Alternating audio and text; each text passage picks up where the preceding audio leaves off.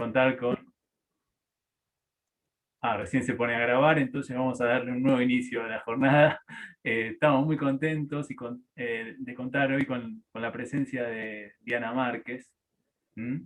En una nueva jornada del Seminario Permanente de Política Criminal del Instituto de Investigación de la Universidad de Ciencias Jurídicas de la Universidad de Salvador.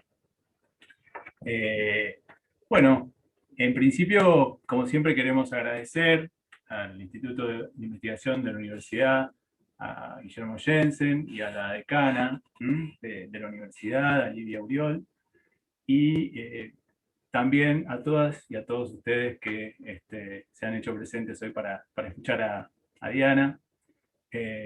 Diana, te voy a presentar formalmente, como corresponde.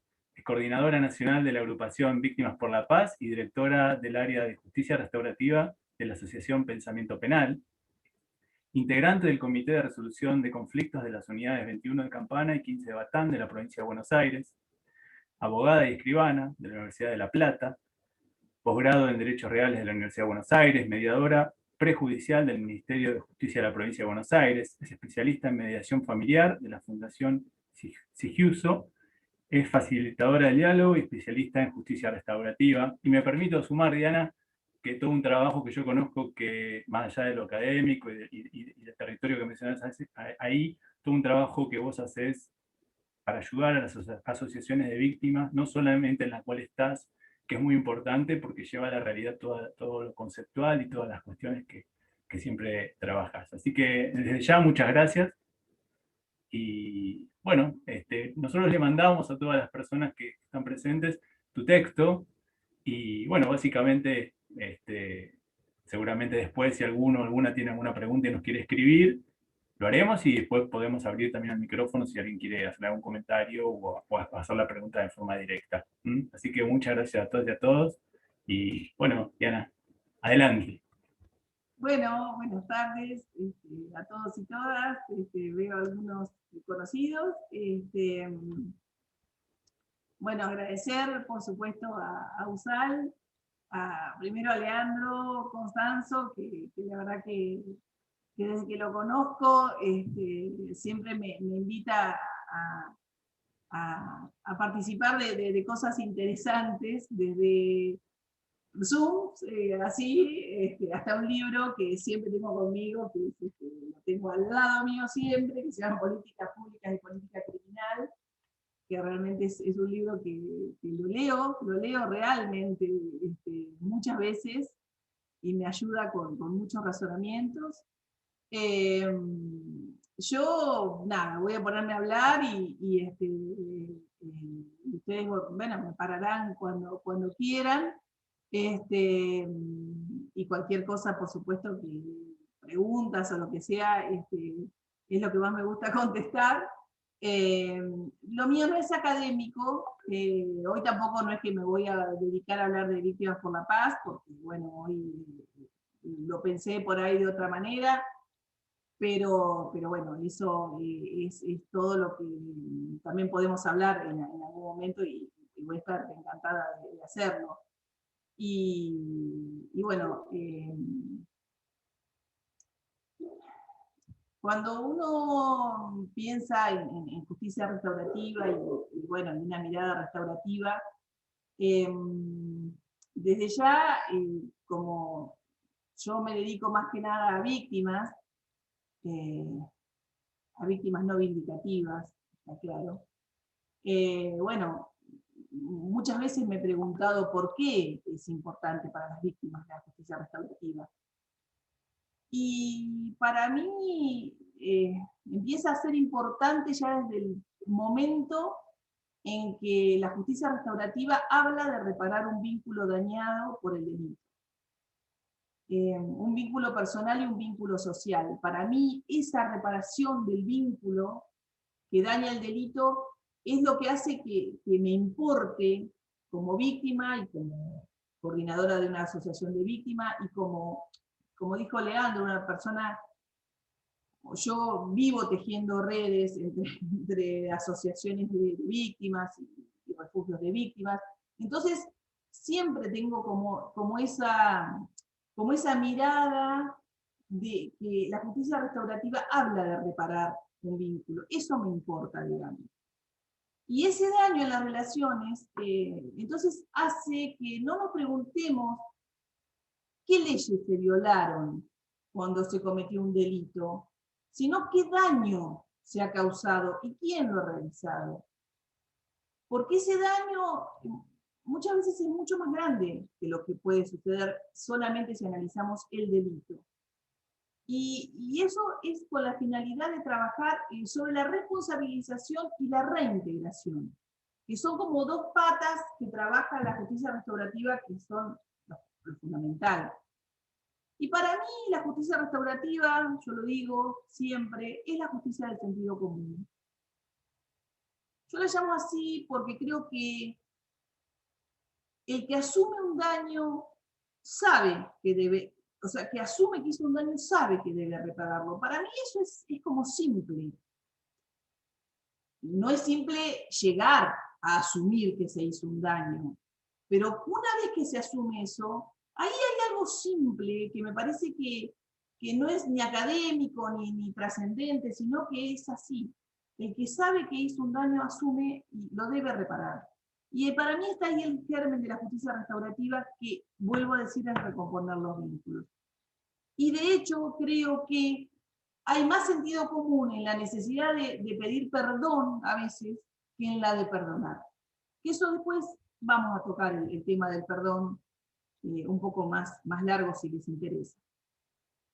Pero bueno, todos sabemos que si vamos al corazón de la justicia restaurativa podemos diferenciar lo que son encuentros, círculos restaurativos, que incluyen los círculos de abajo, de construcción de paz, los círculos de sanación, los círculos de sentencias, las conferencias restaurativas, que incluyen las conferencias de grupos familiares, toma de decisiones de grupos familiares, etcétera, etcétera. Todo lo que es la historia de la justicia restaurativa y cómo se fue dando, digamos, en la realidad, porque la justicia restaurativa, más allá de todos los desarrollos académicos que tenemos y podemos tener y que tendremos en el futuro, es una cosa que se ha podido palpar en el terreno, que se ha podido palpar en la realidad.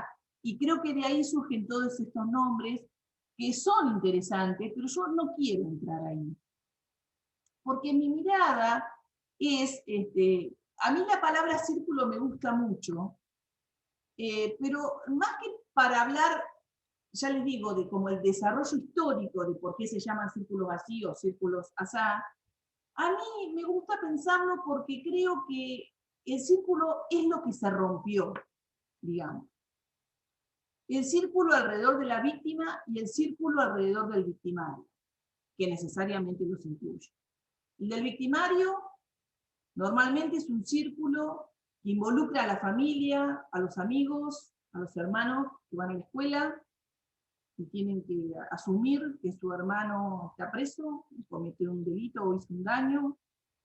En el trabajo, en el mercadito, que ya no los miran de la misma manera. O sea, la familia que probablemente en comunidades pequeñas o medianas vivía o vive en el mismo barrio que la víctima. Y cuando sale a tomar el colectivo, ya la miran como de reojo, como si ellos también fueran culpables por lo que hizo uno de los suyos. O son dejados de lado de los círculos de pertenencia. Las situaciones son infinitas, pero esos círculos son, el círculo dañado es lo que a mí me importa, no solamente el victimario, digamos, porque eso hace a que lo pensemos desde un punto de vista social.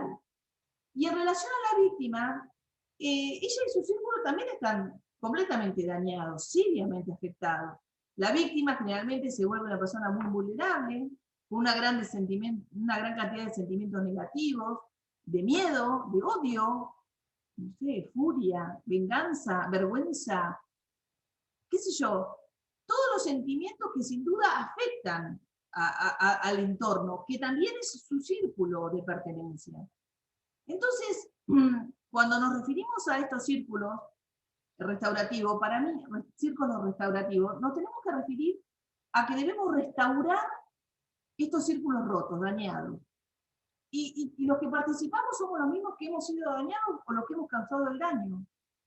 Y cuando estos círculos hacen intersección, podemos hablar de encuentros restaurativos propiamente dichos, que son los de víctima y ofensor, pero no olvidando que tenemos otras formas, que también son reparadoras y restaurativas. Y hay muchas otras formas. No son solo los encuentros. Que bueno, también lo desarrollaremos si tenemos tiempo. Pero si hablamos del encuentro, tenemos el encuentro primario, que es el de víctima y ofensor, y en el que podríamos incluir a las partes de la comunidad que forman sus afectos. Sería lo esperable, digamos, ¿no? Incluir a la familia, la escuela, el barrio, convocarlos, hacer que formen parte.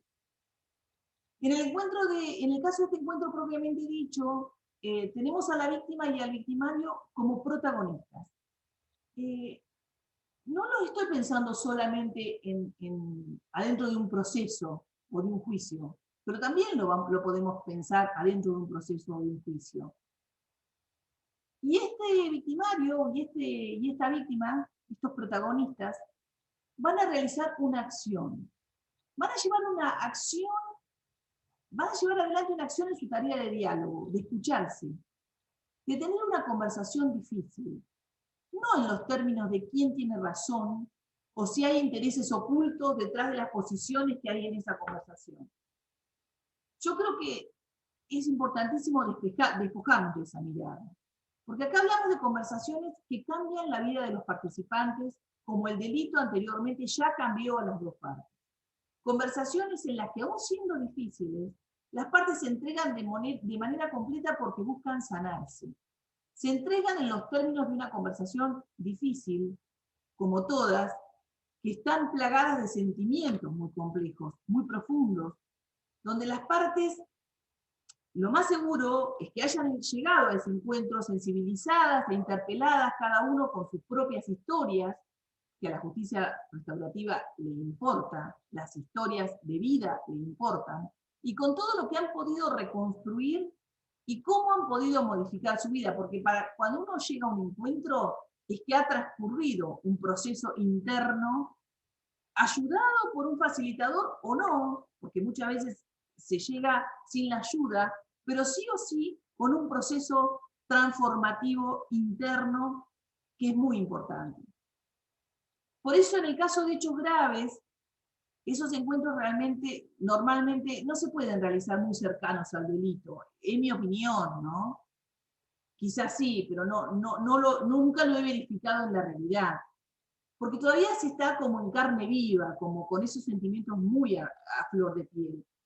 Y entonces, a mí me parece, y esto es de suma importancia para mí decirles, que ese enfoque restaurativo, para acercarnos a las víctimas y ofensores, debe estar abierto y a mano para cualquier momento, cualquier oportunidad de la instancia judicial. El juez, el fiscal, tienen que tenerlo a mano, tienen que tenerlo en la cabeza y tienen que tener un enfoque restaurativo judicial, digamos. Y en ese sentido tiene que estar armonizado con la justicia retributiva, porque todos los operadores del derecho lo tienen que tener como herramienta fundamental para utilizar a lo largo y ancho del proceso y usarlo con miras a la pacificación y a agrandar la idea de justicia, no achicarla, sino agrandarla. Y este tipo de encuentros se deben trabajar de manera transdisciplinaria, al decir de Gabriel Fava, que me encanta a mí ese concepto, que es asumirlo de manera que se rompan las barreras que separan a cada una de las disciplinas, para que de ese modo se vea la realidad de un todo, evitando la mirada superficial desde un solo punto de vista para poder llegar a acuerdos más significativos. Por eso creo que no solamente los abogados tenemos que participar en estas cosas. Creo que la transdisciplina es lo más rico y valioso para poder llegar realmente a realizar encuentros restaurativos significativos. Y en estos encuentros lo que puede ofrecer la justicia restaurativa es la posibilidad de cambiar la dinámica de interacción entre víctima y victimario. Desarticular esa idea instalada de la víctima paralizada, sin protagonizar su vida, y del victimario como un monstruo deshumanizado. Y cuando la víctima y el victimario identifican las conductas que están repitiendo para perpetuarse en esa situación y en esa etiqueta de cada uno, es cuando comienzan a poder cambiar su perspectiva, su sistema, y cuando en base a esto logran cambiar las propias conductas. Es que comienzan ahí a tener alguna influencia sobre el problema, porque ahí se da la transformación. Y es en esto en lo que van a trabajar las partes. La víctima no eligió ese error, es el que ha recibido el hecho dañoso. Y en ese sentido, tenemos que tener claro de no revictimizar a la víctima. Pero tampoco creo que la idea de no revictimizar a la víctima nos debe llevar, repito, a pensar en una víctima incapaz, una víctima que no tiene ningún tipo no me sale la palabra, bueno, lo que quiero decir es que es una víctima que es capaz de tomar sus decisiones y es capaz de entender lo que necesita. Entonces, lo que podemos hacer con esa víctima es trabajar con ella para sensibilizarla, para llegar a las situaciones de encuentro, y saber en ese momento qué necesita esa víctima para cubrir las necesidades. A las víctimas hay que acompañarlas durante el proceso y luego del proceso. Yo hago hincapié en el acompañamiento luego del proceso, cuando parece que la justicia ya fue hecha, y ahí es cuando se deben poner en marcha mecanismos que no existen actualmente para acompañar a la víctima. Porque si actualmente tenemos deficiencia en un montón de mecanismos que suceden durante los transcursos de los procesos, imaginémonos cómo queda una víctima después que termina la sentencia y pensamos, bueno, ya está, ya se hizo justicia, ya está. Y esa víctima, si no fue contenida, si no fue escuchada, si en ningún momento pudo ser acompañada, cuidada, se abre para esa víctima un mundo nuevo, muy duro, muy difícil, del que yo he pedido muchas veces que el Estado tiene que estar atento a esa situación de esa víctima sola que ha quedado después de la sentencia. Porque el Estado, con toda su maquinaria, de la que podemos hablar largo y tendido obviamente, no se desentiende del victimario. Podemos discutir de acá a 8 días si se entiende bien con el victimario, creo que no, pero tiene como máxima expresión y aspiración la rehabilitación, la reintegración penitenciaria, por más que todos estos están completamente puestos en tela de juicio, pero tampoco puede desentenderse de la víctima, creo. Muchas víctimas también necesitan rehabilitación, recomponerse, volver a construirse. El proceso no se termina con la firma de la sentencia. Y, insisto, para la víctima ahí también comienza un camino. Y debemos lograr que el sistema acompañe a las víctimas durante el tiempo que duran estos procesos de la justicia y luego también. Si ella así lo necesita o lo desea. Porque estoy segura y convencida que va a terminar siendo una víctima que tendrá más posibilidades de ser contenida, que ha podido hacer su catarsis, que ha podido expresar sus necesidades, que ha podido hacer otro tipo de reflexión con respecto a cómo continuar su vida, con respecto al delito, con respecto al victimario. Y estas acciones, yo creo que, y estos cambios, estas transformaciones, tienen resultados en todos los actores, en todos los procesos, en todo el proceso, en toda la comunidad. Es lo que yo he vivenciado a partir de encuentros restaurativos. Insisto, quizá nunca se llega a un encuentro restaurativo, o quizás se llega solo a una situación de poder leer una carta que le escriba el victimario a la víctima. Eso ya será un avance inmenso. Y yo quiero que lo pongamos en valor, que no lo minimicemos, porque en términos de interacciones humanas, aún lo mínimo que logremos hará su parte para recomponer el entramado social roto que debemos rehacer, sanar, para conseguir algún día vivir mejor, vivir en una sociedad más pacífica, con menos violencia. Yo creo que ese es un camino que debemos entender, porque ahí creo que es donde el entramado En el momento de los hechos dañosos es donde el entramado realmente se resiente y se rompe completamente. Entonces, ahí es donde tenemos que trabajar fuertemente para ver qué hacemos con ese entramado que ahí se rompió. Y bueno,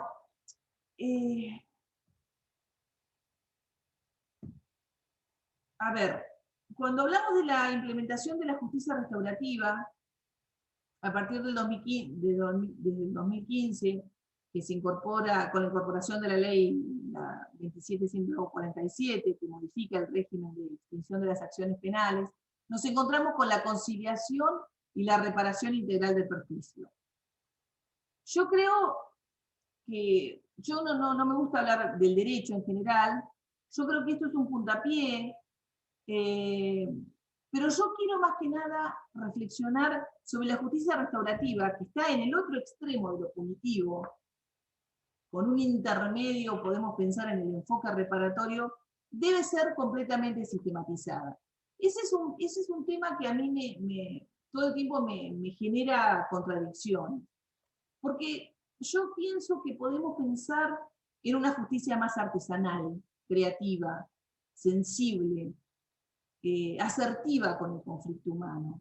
Más a medida, quizá es como una utopía, o capaz que todos ustedes me van a decir, bueno, pero ¿qué hacemos con las estadísticas? ¿Cómo demostramos el buen trabajo que hacemos o el mal trabajo que se está haciendo? Sí, probablemente yo estoy pensando en una justicia que en momentos como los de hoy, bueno, quizás no tenga unas grandes estadísticas, pero me parece que estamos seguros que la justicia tal y como está hoy no nos sirve ni a las víctimas ni a los victimarios. Con lo cual, todo esto que nos lleva a tener muchas estadísticas, también nos lleva a la gran burocratización que tenemos, a estandarizar todos los procesos, sin ver el conflicto humano que hay atrás, y siempre viendo a los expedientes, sin ver a los humanos que estamos atrás del expediente.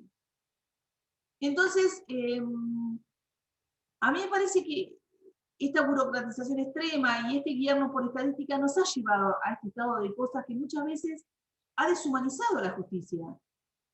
Yo quizás no lo sé, lo estoy pensando todavía, no tengo la respuesta. El legislador debe abrir los caminos restaurativos como un enfoque, como una necesidad.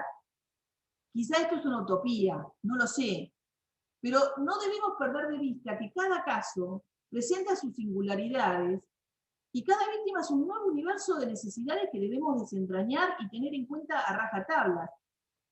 Vuelvo a decir, estamos hablando de víctimas que no sean vindicativas, porque claramente si la víctima tiene un espíritu vindicativo que no puede superar, nunca vamos a lograr el encuentro restaurativo ni una reflexión de todo lo que estamos hablando acá. Porque sí o sí también tenemos que pensar en el victimario. Y el encuentro restaurativo entre víctima y ofensor es para que le sirva a las dos partes.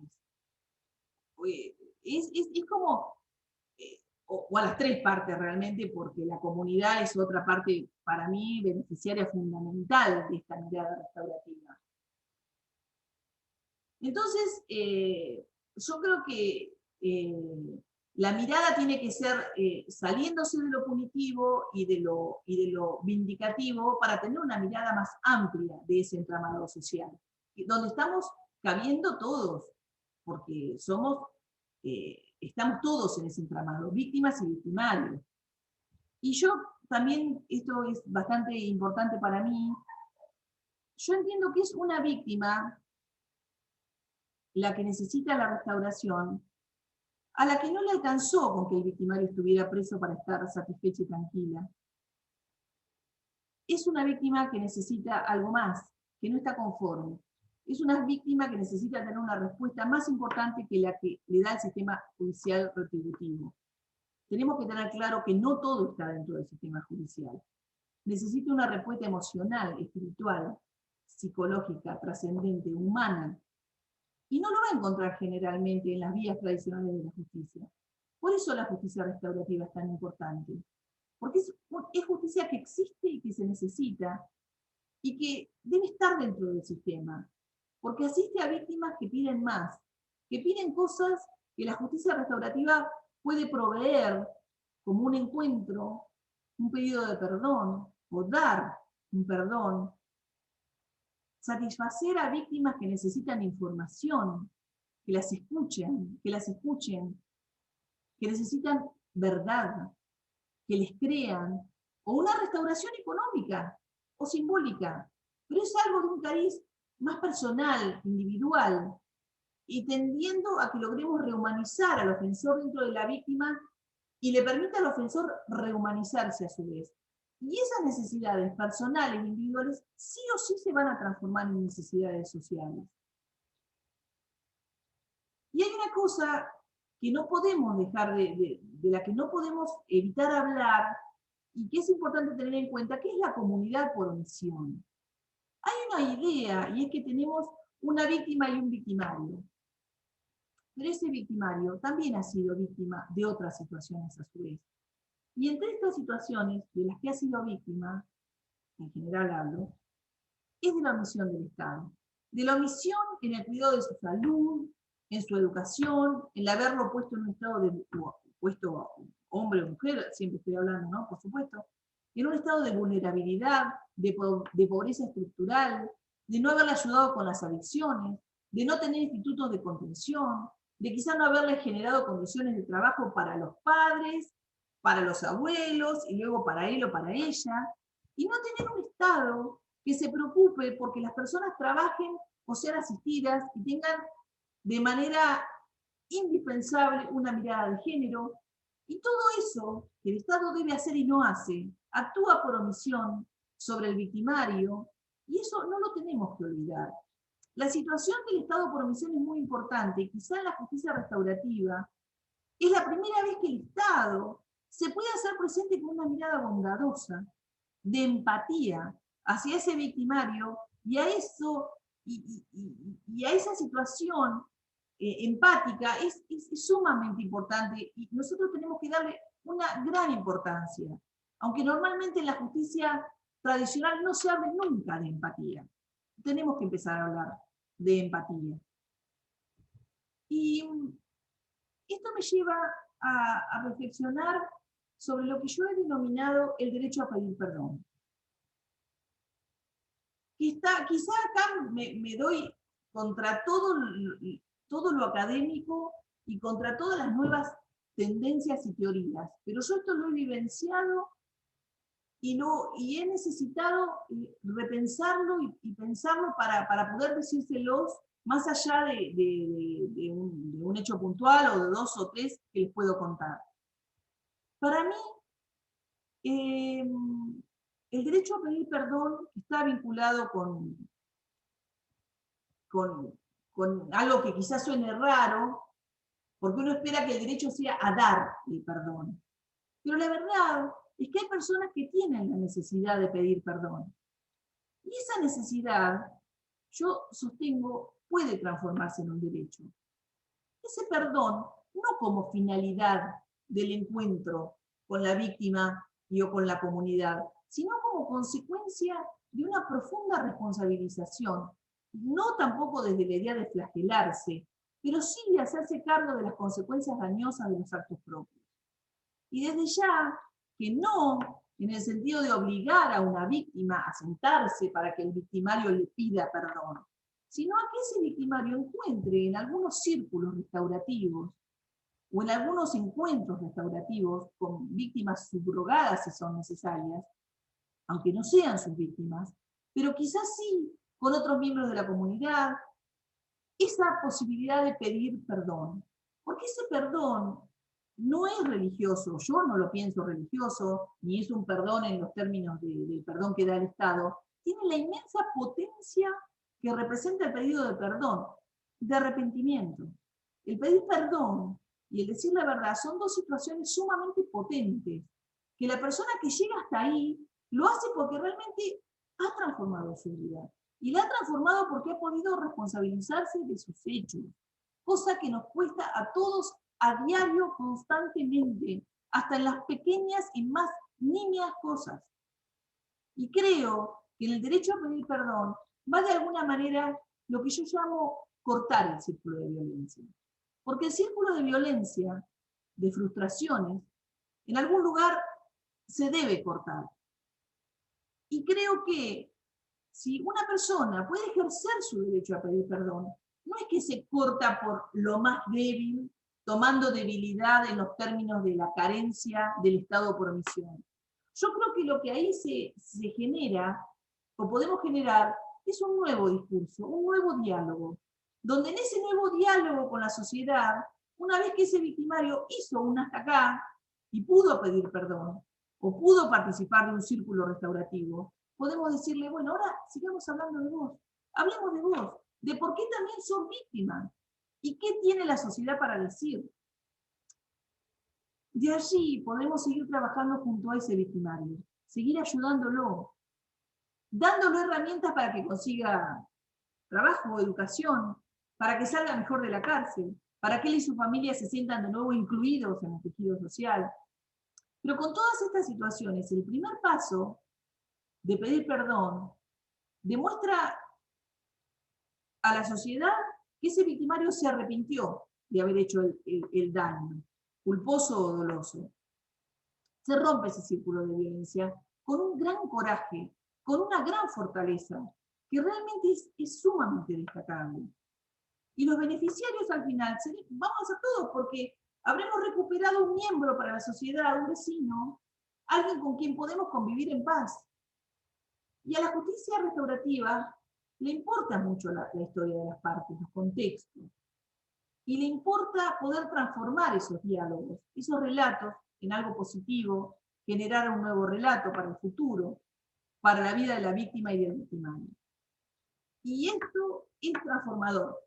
Se logre tener el derecho a pedir perdón o no, cualquier encuentro restaurativo que se haga como un encuentro primario o en círculos con víctimas subrogadas o en redes restaurativas, que son otra cosa que es interesante, que después en cualquier caso lo hablemos, nunca salimos igual a como entramos. Y se genera lo que yo llamo un movimiento telúrico, no sé cómo llamarlo de otra manera, pero es en el encuentro entre víctima y victimario se construye una masa crítica tan intensa que replica hacia todos lados, comenzando por ellos mismos, siguiendo por los facilitadores, la familia, la sociedad toda. Si me permiten soñar, creo que estos terremotos pueden llegar hasta hacerse sentir en el sistema judicial. Eso me gustaría esperar. Y hay otro punto que me gusta hablar, que es un trabajo quizás de hormiga, quizás muy enorme, y que se refiere al cambio que debe sobrevenir al paradigma punitivista, que está instalado en la mente colectiva, en la mayoría de la población. Pienso, tampoco tengo la estadística, por suerte. Quizá no para nosotros que estamos en esta charla, claramente. Pero en un artículo propuse que en varios aspectos del pensamiento como sociedad estamos formateados por la industria del entretenimiento. Y quizás no lo consideramos como un factor serio a tener en cuenta, pero yo creo que es mucho más serio de lo que pensamos. Y está presente en muchísimos momentos de nuestra vida. Y para muchos construye marcos de valores morales o éticos. Y desde allí nos han educado para ver el conflicto como algo que se arregla a las malas. Las películas o series de juicio, de guerra, de acción, muestran la resolución de los temas como una lucha, una pelea, pero nunca como una cooperación, como un acercamiento, como una construcción. Y mucho menos usando una mirada, bueno, una mirada oriental de conflicto como oportunidad, ¿no? Y esto sería como a quien hizo mal, devolver el mal con creces. Y como sociedad nos hemos acostumbrado a eso. Y yo creo que es un deber desarticular la mirada punitivista y vindicativa del sentido común construido. Desarmar ese sentido común. Y de construirlo haciendo renacer en otro, que contemple una mirada cargada de otra cosa. Y aquí, por ahí, yo me voy a permitir usar una palabra devaluada, en estos tiempos olvidada por los libros del derecho, los códigos, más que olvidada, creo que ni siquiera pensada para los libros del derecho, las leyes, la Constitución. Y la palabra que quiero usar, ustedes ya quizás saben cuál es, pero saben también que produce un cierto efecto de desconfianza, y es la palabra amor. Yo creo que la justicia restaurativa necesita del amor para convertirse en parte de un nuevo sentido común. Sin una mirada amorosa y de confianza hacia las partes, hacia los humanos, estaremos transitando los mismos caminos creyendo que estamos abriendo unos nuevos. Pero este llamamiento no es solo para nosotros, es para todo el sistema judicial, para la sociedad toda, porque nos tenemos que educar, creo que en una mirada que se aleje de la venganza, que se aleje del cálculo de la pena como única medida de justicia, que se aleje de la privación de la libertad como único camino de la solución del delito. Y entonces creo que debemos asumir que cuando hablamos de justicia restaurativa, estamos hablando de enfoque, estamos hablando de derechos humanos, de educación y de confianza en los seres humanos. Y bueno, desde ya, desde mi punto de vista, humildemente, de amor.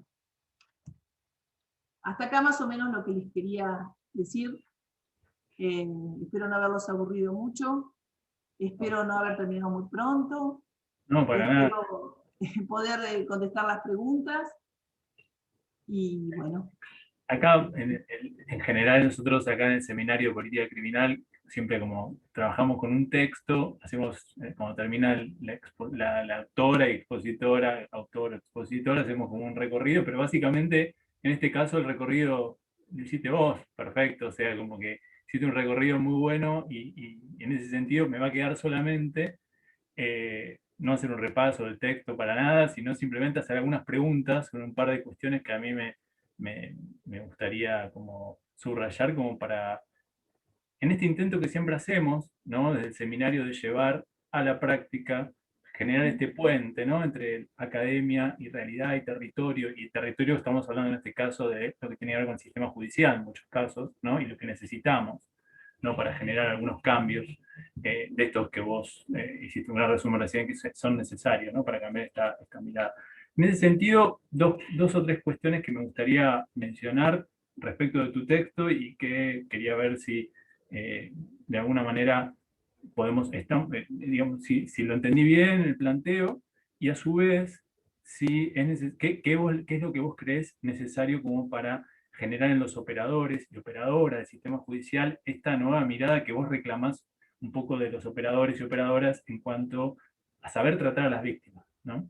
Que esto es algo fundamental y que básicamente, justamente ayer estábamos hablando con una compañera de un seminario de investigación que está presente, que respecto a algunos problemas que había generado en algunas situaciones concretas, un trabajo del operador y operadora un poco, digamos, apurado, ¿no? En el vínculo con la víctima, ¿no? Y que eso había generado muchas veces un daño de esta llamada revictimización un poco más fuerte del que había sufrido antes. Entonces, en principio, quería ver cuáles son dos o tres pautas esenciales que vos creés que tiene que tener en cuenta el operador y la operadora, digamos, que va a trabajar con una víctima, ¿no?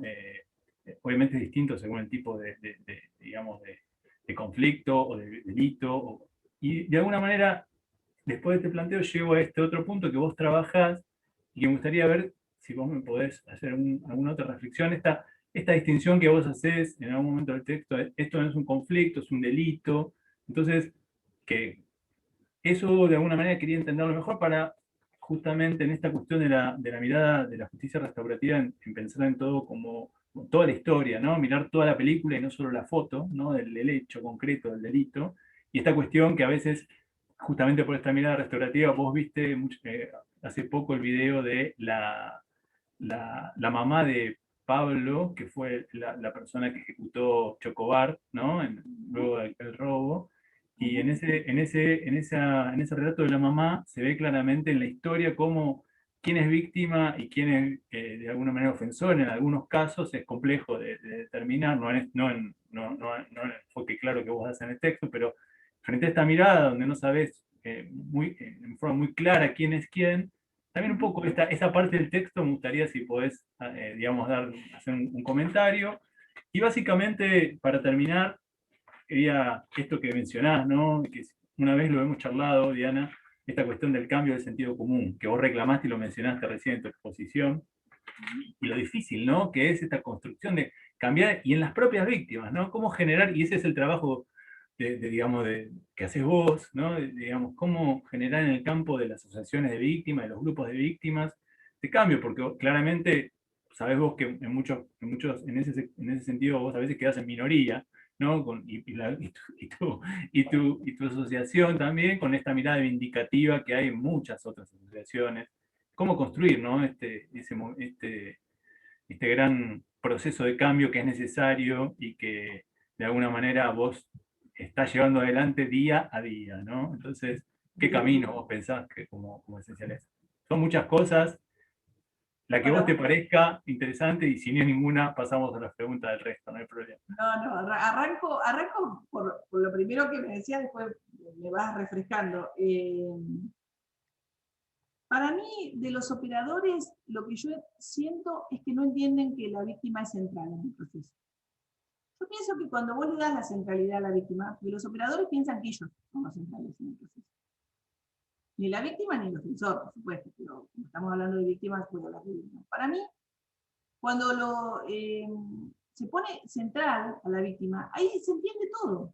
Digamos, porque si vos pones a alguien en la centralidad, tenés que saber que la tenés que escuchar, que tenés que darle un lugar para que pregunte, que tenés que dejar de pensar que es un testigo de lujo, y tenés que dejar de decirle, usted está bajo juramento desde el día que fue a hacer la denuncia a la comisaría hace 8 meses, y la víctima no entiende nada. ¿Cómo que estoy bajo juramento de qué? Y entonces la víctima ahí quiere preguntar, y el secretario le dice, no, el que pregunta soy yo. Yo soy la víctima, o sea, yo sufrí el hecho dañoso. Qué sé yo, no sé, no vi al ladrón cuando entró, no lo vi cuando salió. No le puedo decir. No, pero usted tiene que escuchar. Entonces, vos ahí te das cuenta que no hay ninguna centralidad. Y lo que se logra es que las víctimas no quieran participar de las audiencias. Y que terminan preguntando, ¿qué pasó en la audiencia? O sea, como que después de qué pasó, a ver qué pasó. Entonces vos ahí te das cuenta que los operadores judiciales se constituyen en un muro, nunca jamás en un puente. Y lo que tenemos que tratar de pensar es que los operadores judiciales tienen que ser un puente por donde tiene que atravesar la víctima todo ese dolor y toda esa angustia que lleva a cuenta, porque la víctima es una persona. No hay nada más sencillo que eso. Entonces, me parece que a la víctima hay que hablarle con un lenguaje claro, simple. Los operadores del derecho hablan con un lenguaje extrañísimo, pero es su marca en el orillo de identidad. Es lo que los hace ser lo que son. Pero están confundidos. Porque no, yo no digo que no haya terminología jurídica, que no haya terminología académica, y la respeto, pero no para con la víctima.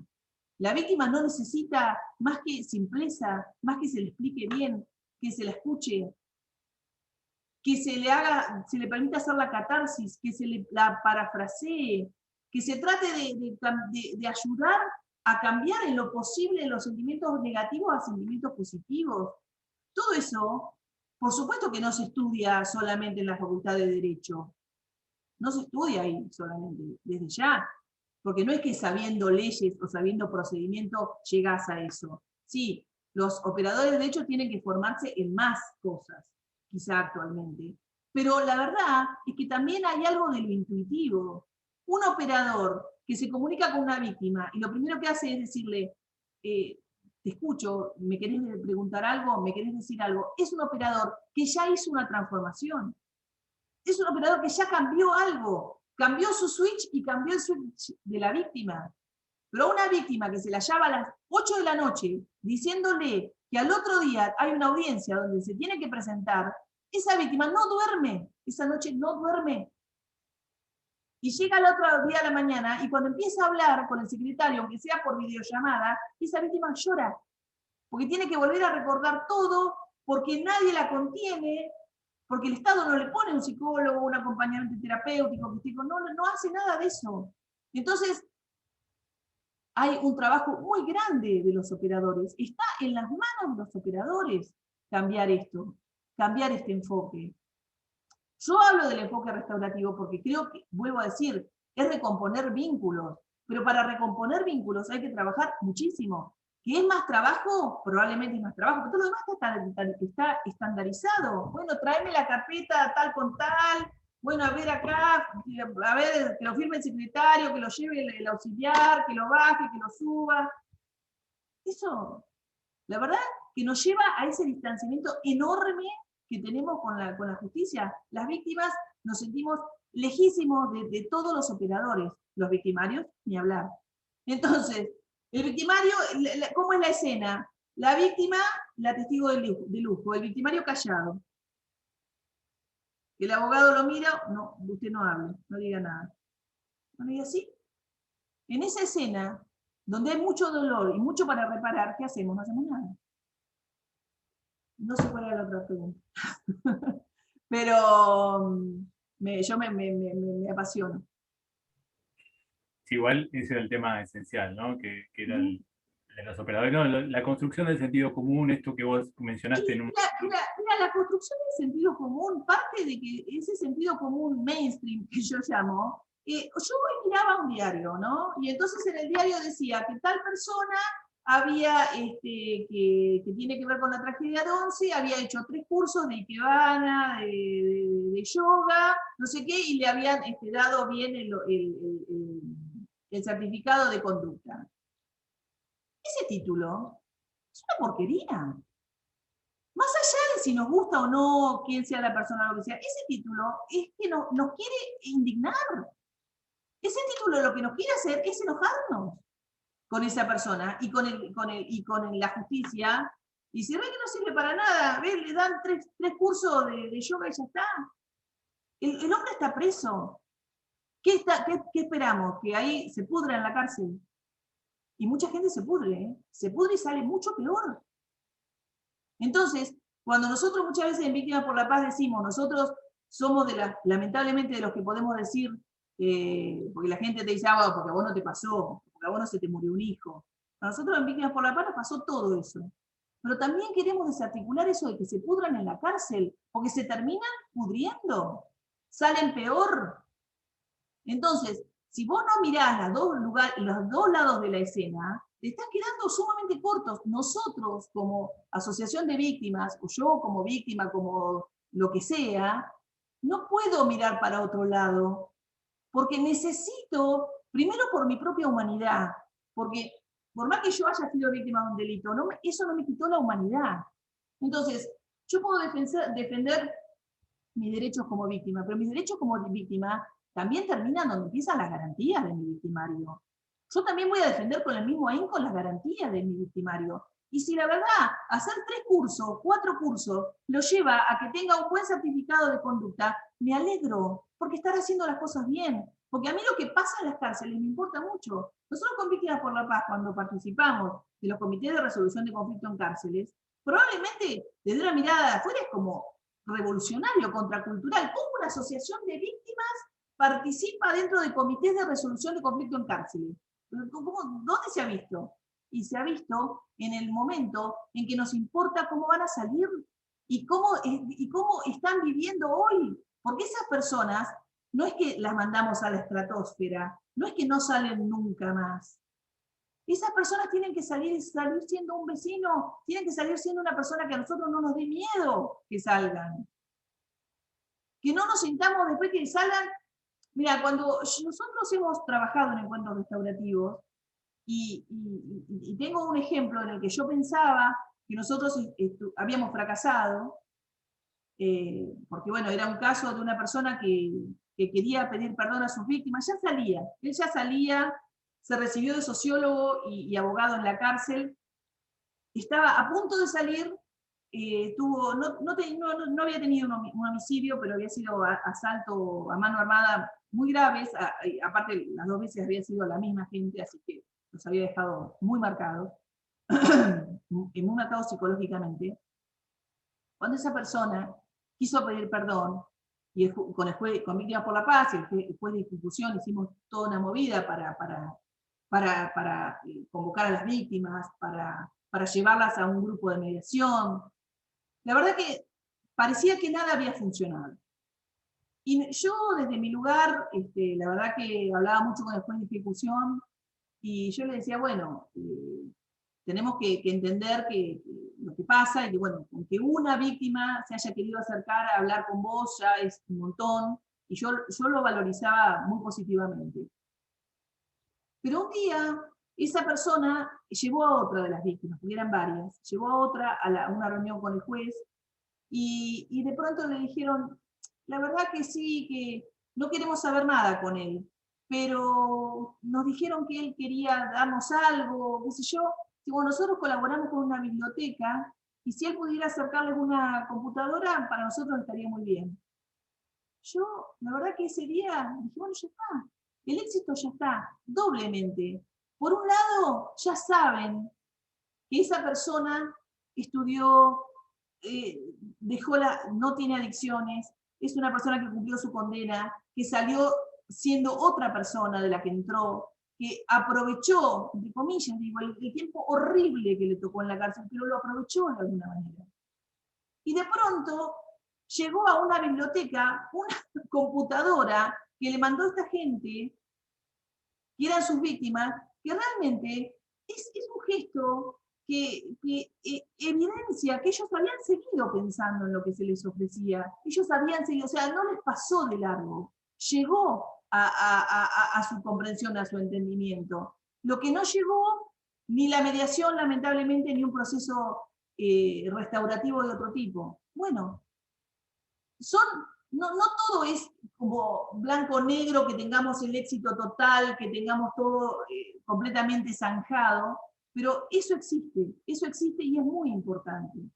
Pero bueno, el sentido común, ¿cómo lo desarticulamos? Yo, la verdad, no lo sé. Nosotros hacemos una tarea constante de hormiga, constante. Y no cejamos en esa tarea. Nosotros con nuestras historias salimos en radios de cárceles, participamos de comité de resolución de conflictos, también hacemos otras movidas con otras vulnerabilidades de otro lado, porque también trabajamos en cosas que no tienen que ver con gente que está en cárceles. Trabajamos, bueno, en el Fondo de Ayuda a Víctimas, que es una red reparadora.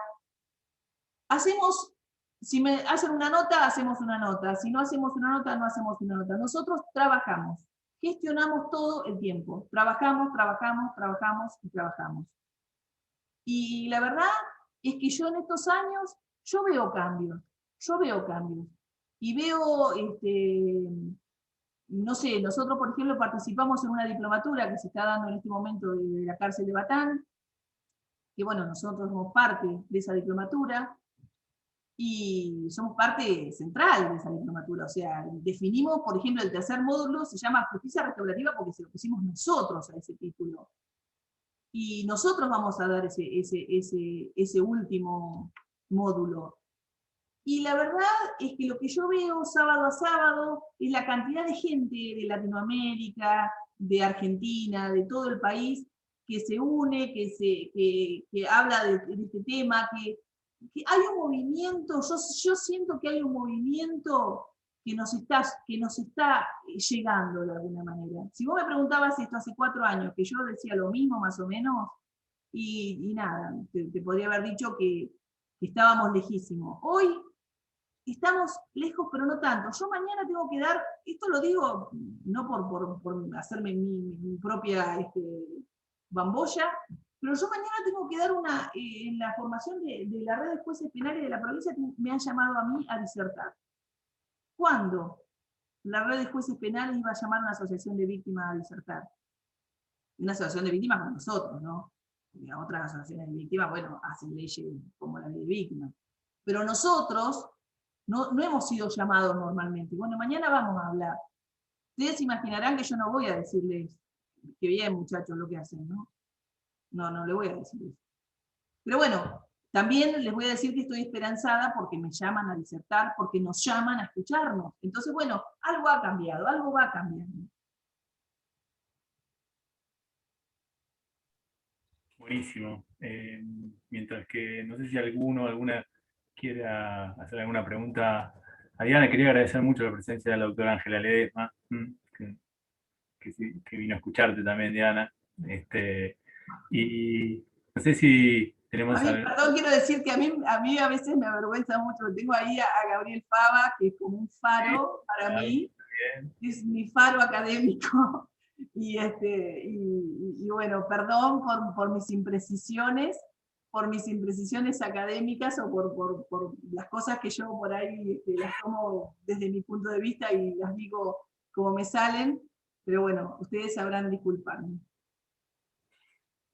Perfecto. No sé si alguna de las personas que están presentes quiere hacerle aprovechar para hacer alguna consulta, algún comentario a Diana.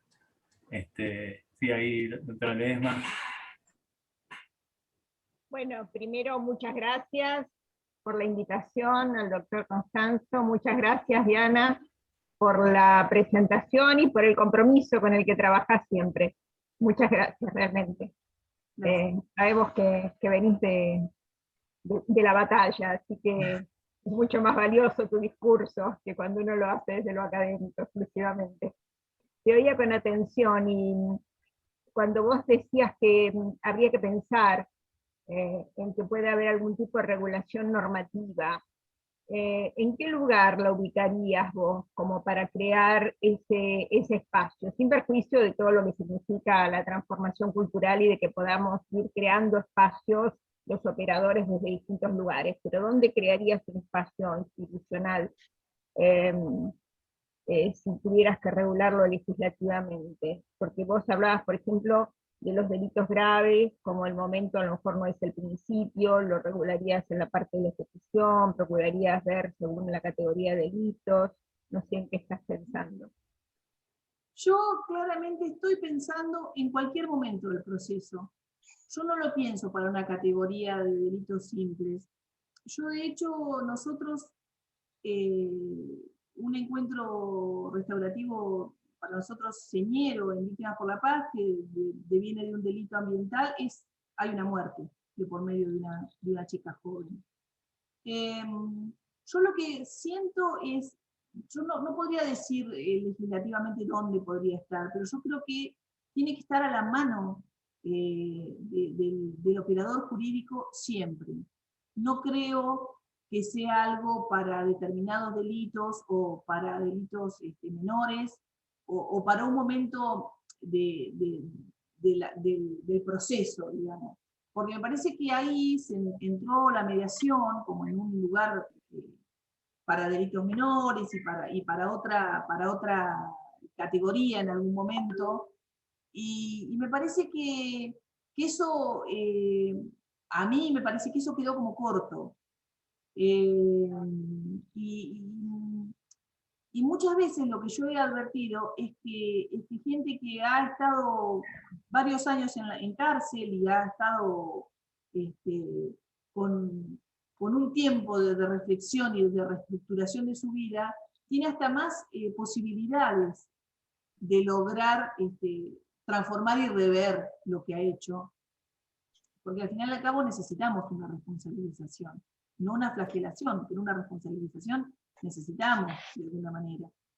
Entonces me parece que yo lo tendría a mano para cualquier delito, y inclusive se discute mucho con el tema de violencia de género, ¿no? Se discute mucho si la justicia restaurativa puede aplicarse o no. Yo recuerdo que cuando yo empecé a estudiar mediación, inclusive se decía, no, mediación penal no puede existir. Hasta eso se decía cuando yo empecé, siendo que me parece que es clave la mediación penal, que después también ha abierto, ¿no?, todos estos caminos, pero también hay que darle su lugar a la mediación, que creo que ha sido importantísimo. Entonces, por ejemplo, en los delitos de género, yo creo que es aplicable plenamente, porque vuelvo a decir, la víctima de violencia de género no es un incapaz. Es una persona que con sus cuidados, por supuesto, con los cuidados que tienen que tener todas las víctimas, y quizás ese tipo de víctimas más cuidadas, pero creo que también tienen derecho a expresar lo que necesitan y lo que quieren. Y muchas veces lo que necesitan y lo que quieren no es que ese padre de sus hijos vaya a la cárcel indefinidamente, o muchas veces no es eso lo que necesitan. Entonces, creo que estar atento a eso que necesitan, se debe estar frente a cualquier delito. Porque si no, también me parece que yo, que no soy punitivista, para algunos delitos parece que podemos ser punitivistas y para otros no. Yo creo que una mirada no punitiva, o no punitiva extrema, no sé cómo decirlo. Yo no soy abolicionista, pero entiendo que hay matices. Creo que se puede aplicar a cualquier tipo de delito, sin lugar a dudas, y en cualquier momento del proceso.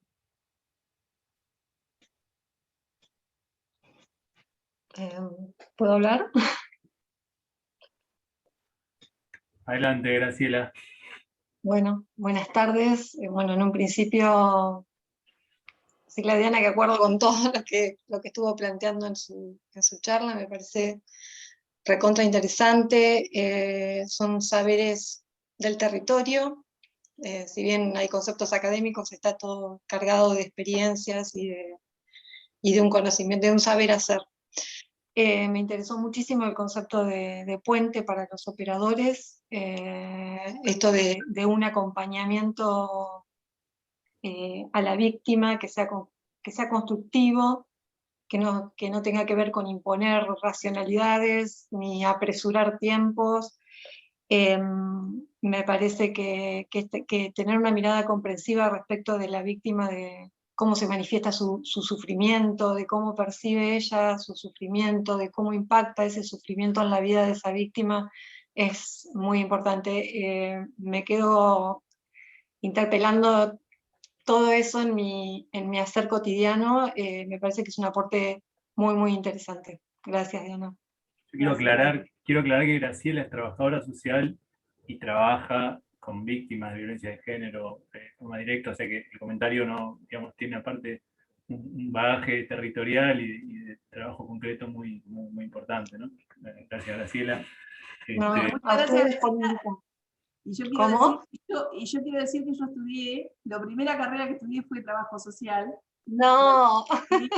Sí. La dejé porque no tenía, en ese momento no tenía la fortaleza para ser trabajadora. Yo creo que para ser trabajadora social hay que tener una fortaleza enorme. Para meter los pies en el barro es enorme. Admiro, tengo amigas que admiro profundamente, y ahora ya te admiro, Graciela también.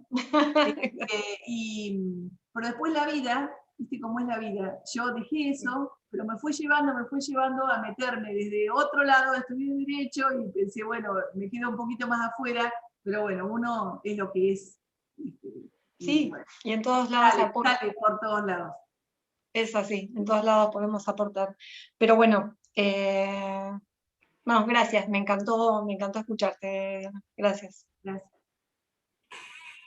Muchas gracias, Graciela. No sé si Gabriel querés.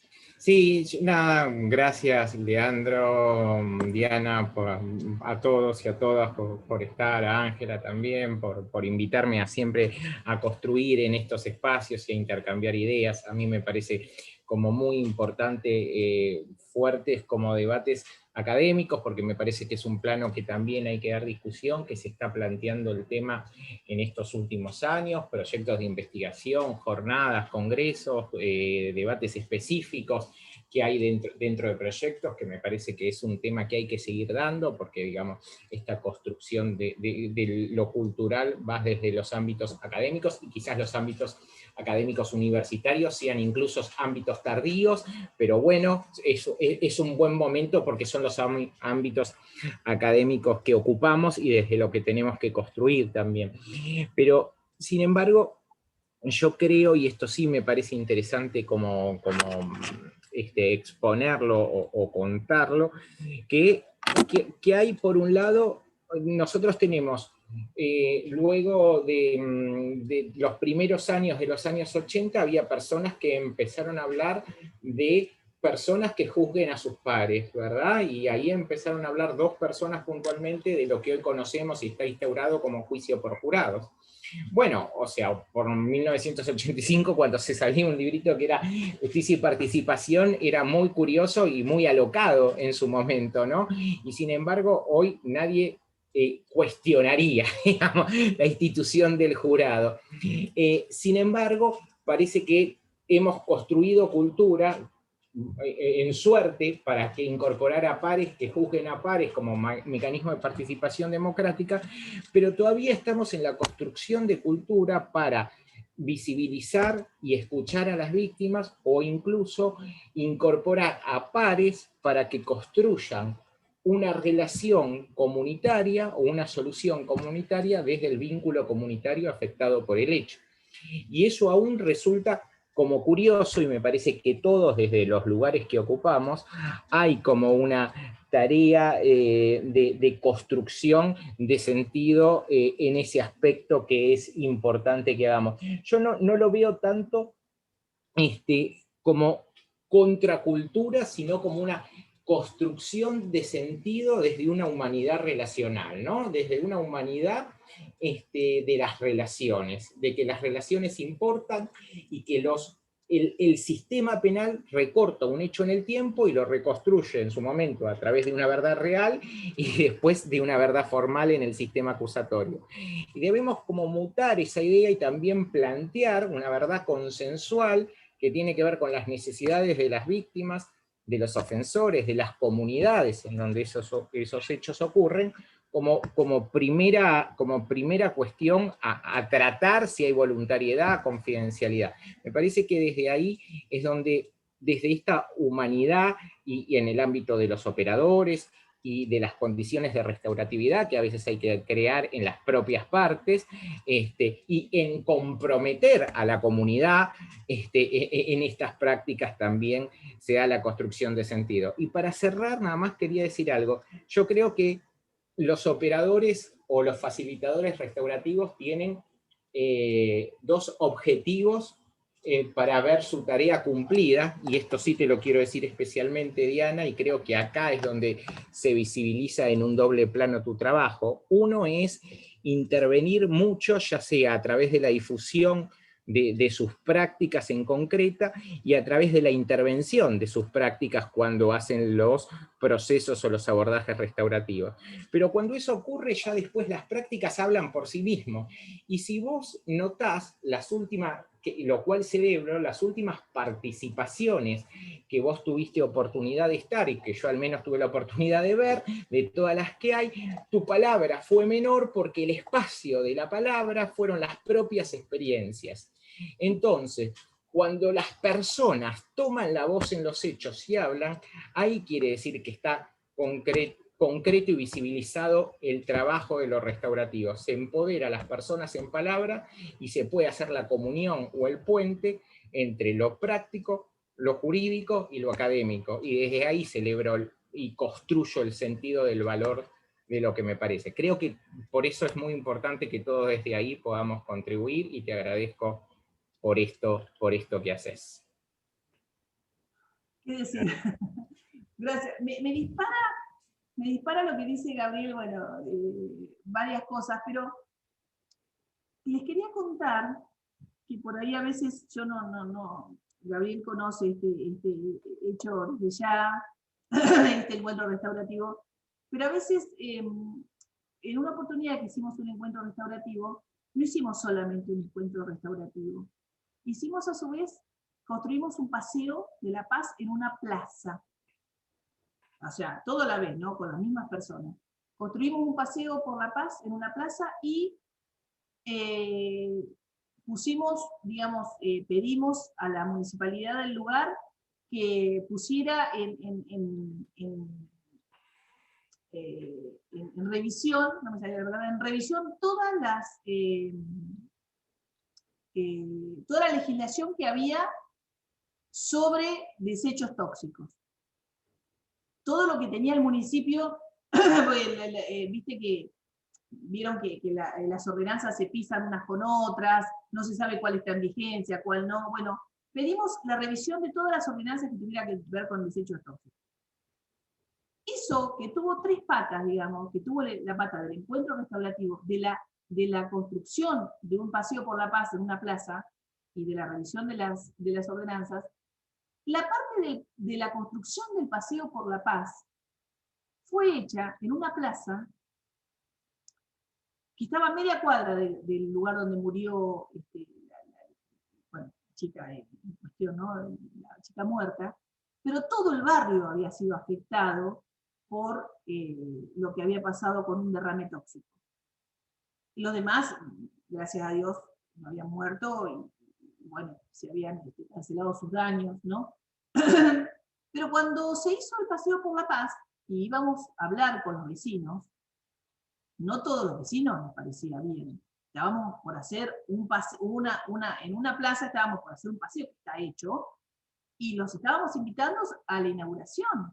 Y a esa inauguración vino el intendente, vino todos los concejales, vino la fiscal de la causa, vinieron los abogados, vinieron los ofensores, la víctima, bueno, yo fui la facilitadora del diálogo, otras asociaciones.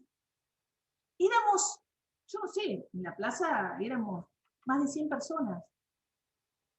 Y eso se logró, porque me hiciste pensar en eso, por cómo uno une las cosas, ¿no? Desde lo académico, desde el territorio.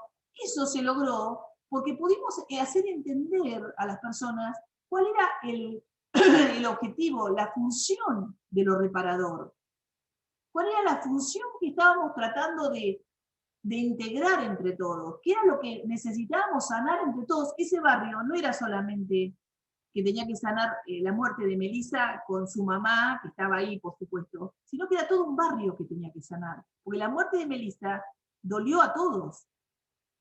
Y movió a todos, lo interpeló a todo el barrio. Y después esto, hasta los que nosotros íbamos a hablar eran los más refractarios, llegó el día de la inauguración y estaban ahí.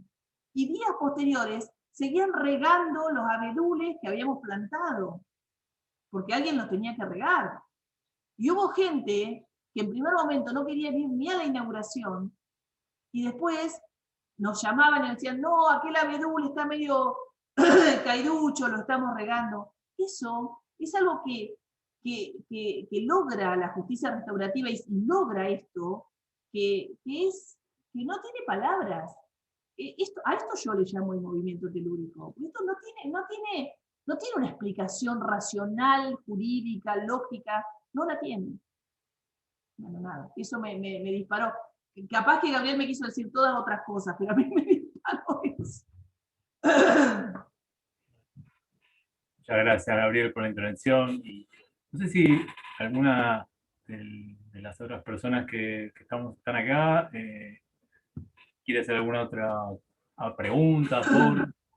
Todos sabemos que la verdad que el esfuerzo que todas y todos hicieron para estar siempre en estas actividades, después del cansancio, después de tanto tiempo de pandemia, de que las actividades propias de la virtualidad hacen que sea cada vez más difícil, ¿no? Pero este tema merece, la verdad que la lucha real, territorial y simbólica, a partir de lo que recién nos explicaba junto con Gabriel, es fundamental y bueno, agradecemos muchísimo.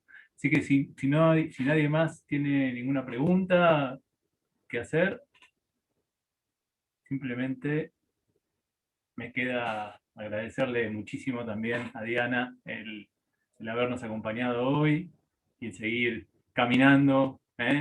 No te canses nunca porque justamente tu trabajo la verdad que le da sentido a muchas cosas. Así que muchas gracias a todas y a todos por estar hoy. Les agradecemos muchísimo.